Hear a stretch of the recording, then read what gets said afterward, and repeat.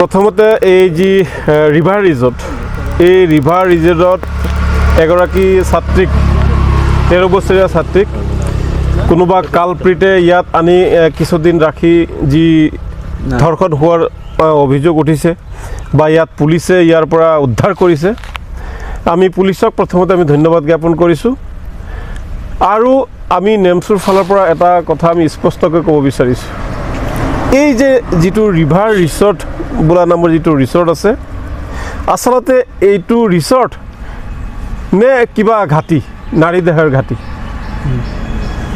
নে কণ কণ শিশুসকলক ধ্বংস কৰাৰ ৰিজৰ্ট, এই বিষয়টো জিলা প্ৰশাসনে তদন্ত কৰি ৰাজহুৱা কৰিব লাগে। আমি বিশেষ সূত্ৰে গম পাইছোঁ ইয়াত বহুত এনেকুৱা ধৰণৰ অবৈধ কাম কাজ চলি থাকে। এইবাৰহে মানে এটা আৰক্ষীয়ে ৰাইজৰ মানে পোহৰলৈ আনিছে। গতিকে এই বিষয়টো সমগ্ৰ তদন্ত হ'ব লাগে আৰু এতিয়ালৈকে জিলা প্ৰশাসনে ৰিভাৰ ৰিজৰ্টটো আইনৰ আওতালৈ আনি এতিয়ালৈকে কিয় চিল কৰা নাই? চিল কৰাব লাগে। মই জিলা উপায়ুক্ত মহোদয় আৰু আৰক্ষী অধীক্ষক ডাঙৰীয়াক মই বিনম্ৰভাৱে অনুৰোধ জনাম যে কণ কণ শিশুসকলৰ ভৱিষ্যতৰ প্ৰতি লক্ষ্য ৰাখি এই ৰিজৰ্টটো বন্ধ কৰিব লাগে প্ৰথমে, আৰু কি হৈছে কি হোৱা নাই সমগ্ৰ ঘটনাৰ উচিত তদন্ত কৰি ৰাজহুৱা কৰিব লাগে। ইয়াৰ আঁৰত কি ৰহস্য জড়িত হৈ আছে। এনেকুৱা ৰিজৰ্ট আমি দেখিবলৈ পাইছোঁ ওদালগুৰি জিলাত বিভিন্ন ঠাইত গঢ় লৈ উঠিছে, বিভিন্ন ঠাইত, আৰু সেই ৰিজৰ্টবিলাকো তেওঁলোকে তদন্ত কৰিব লাগে বা মালিকসকলে জাননী জাৰি কৰিব লাগে যে আপোনালোকে চাওক ৰিভাৰ ৰিজৰ্ট যে ইয়াত বহুকেইদিন ছোৱালীজনী আছিল বুলি আমি গম পাইছোঁ। প্ৰায় 3 দিন এগৰাকী নাবালিকা ছোৱালী ইয়াত মানে ৰাখিছে।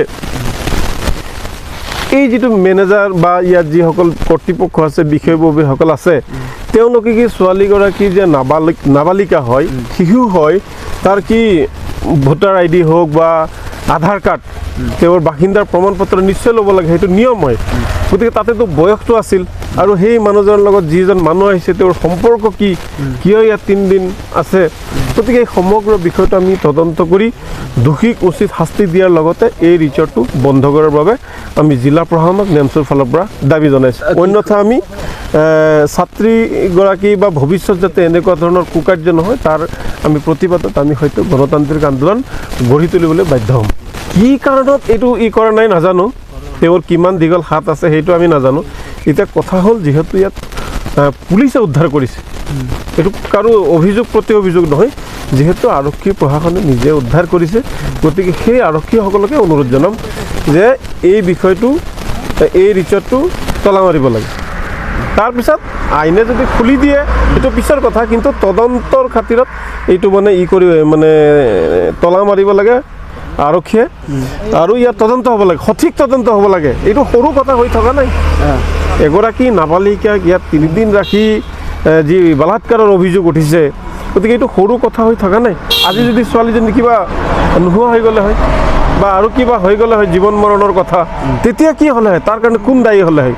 গোটেই বিষয়টো ইয়াৰ লগত চাওক মেনেজাৰ থাকিব, মানে তদন্ত আনিব লাগে, মেনেজাৰেই হওক মালিকেই হওক, মুঠতে এই ৰিজৰ্টটোৰ লগত জড়িত বিষয়ববীয়াক আইনৰ আওতাত আনিব লাগে।